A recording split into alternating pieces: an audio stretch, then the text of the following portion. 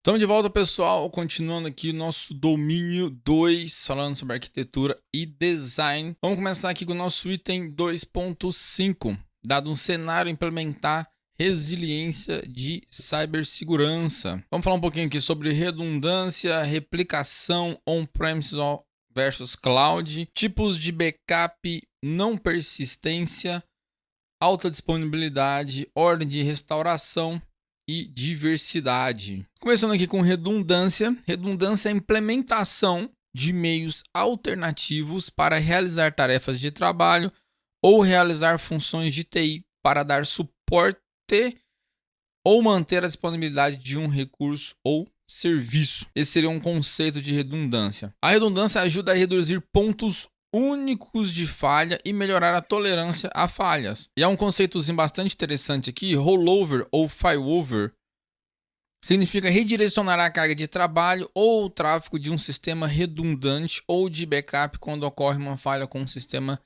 primário. Esse conceito aqui já vi algumas questõezinhas aqui de simulado. E falar um pouco agora sobre dispersão geográfica. Quando a gente fala sobre redundância, dispersão geográfica é um dos tipos de redundância que a gente pode implementar. As considerações geográficas influenciam locais primários e secundários, especialmente quanto à recuperação de desastres. Um site backup ou local secundário deve ser selecionado de forma que esteja o suficientemente distante para evitar que um incidente em grande escala afete os dois locais. Não adianta nada, né, pessoal? Você fazer um backup no mesmo prédio ou muito próximo ali, obviamente, vai ajudar um pouco ali, mas dependendo da catástrofe, do tipo de desastre que tiver, pode ser que os dois ambientes vão junto ali. E redundância da parte de discos, os recursos de discos ou de armazenamento devem ser implementados com redundância. E aí, quando a gente fala de disco, uma redundância muito clara é RAID, né? O que significa RAID? Seria um arranjo redundante de discos baratos. Tem níveis, né? Níveis de arranjos de discos baratos, redundantes. E aí o levels aqui seriam níveis, porque tem níveis de implantação desse RAID. Sistemas RAID são implementados para fornecer tolerância a falhas para unidades e melhorar o desempenho. Possuem capacidade de manter a operação mesmo se um disco falhar, exceto o RAID 0. Eu estou até gravando uma aula separada para explicar esses tipos de RAID, porque é um pouquinho complexo.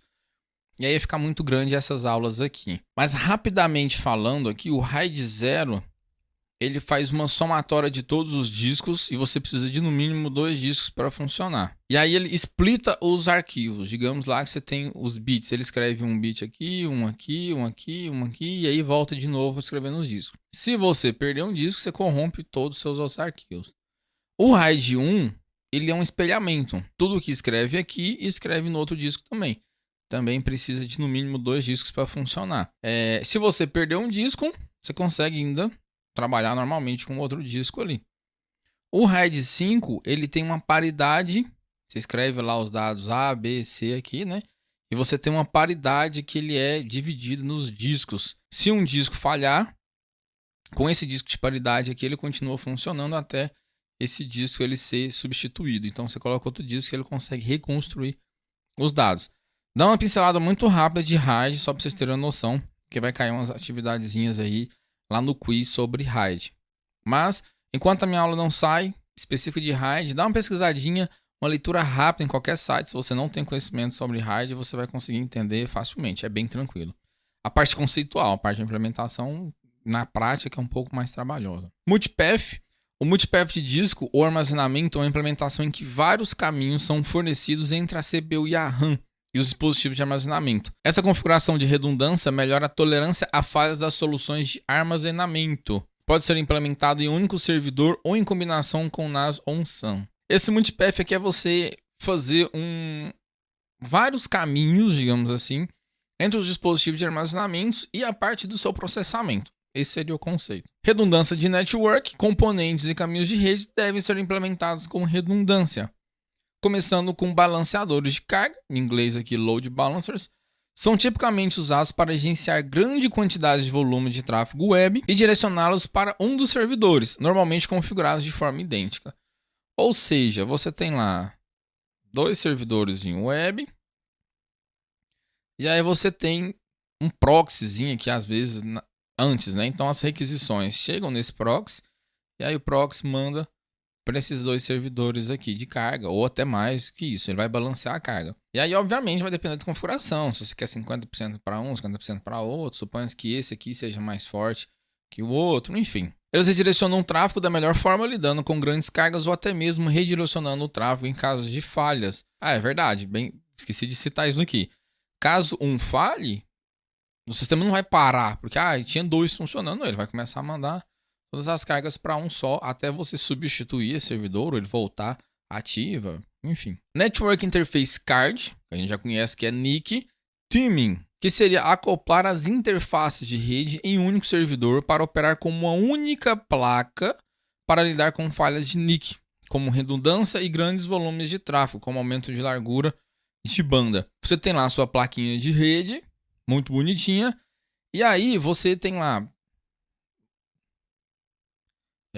por exemplo, 3 portas de rede lá. Quando a gente fala de placa de servidor, às vezes se você viu placa de desktop, fala, não, mas uma placa de rede ela só tem uma entrada. Mas a de servidor normalmente tem 2, 3. Enfim, você faz um agrupamento dessas placas de rede aqui, das interfaces, na verdade, de rede. Por exemplo, para essa aqui, a 2 servir de redundância caso um falhe. Ou a 3 aqui servir de redundância caso uma dessas falhas. Ou você fazer uma soma de link para utilizar as duas ali, como aqui aumento de largura de banda.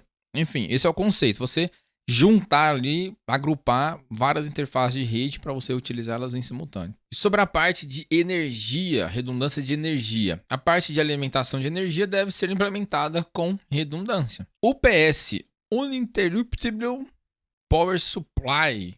Acho que é isso mesmo, uninterruptible. Esse aqui meu inglês ficou fraco, não aprendi essa palavra ainda não. Fontes de alimentação ininterruptas são grandes unidades de bateria que podem manter a energia de um sistema conectado por um período limitado de tempo para segurar as cargas durante quedas de energia ou apagões. Como assim? Negócio de unidade de bateria? Muita gente não conhece, quando fala UPS, não sabe, não consegue imaginar o que é. Mas quando fala no break, a pessoa, verdade. Né? Então, assim, aqui no Brasil a gente costuma chamar isso muito como no break. E aí quando a gente fala parte mais assim, corporativa, grande porte, a gente chama de UPS. Mas é mais ou menos a mesma coisa. O UPS ele é um no break, ele é um sisteminha com a bateria para segurar a carga dos seus computadores ali por pequenas quedas de energia por pouco tempo, né? Sistemas UPS são muitas vezes dimensionados para serem capazes de executar sistemas conectados por tempo suficiente para mudar de energia da linha principal para geradores, como se tem geradores, né? Mas quando a gente fala de ambientes corporativos, prédios comerciais, data center, aí a gente tem toda a estrutura bonitinha. Tem um UPS ali parrudo, que segura às vezes um data center inteiro, um prédio inteiro. A gente tem grupo gerador que segura o prédio inteiro também ali. Então, assim, quando a gente fala desse desenho de UPS com geradores, a gente vai ver tem até uma outra parte de redundância de energia também, de concessionária. Normalmente são ambientes críticos, né? Você não vai fazer isso aí para seu sisteminha lá do mercado da esquina. Geradores, grupos geradores ou grupo motogeradores fornecem energia elétrica quando ocorre uma falha na concessionária de energia pública.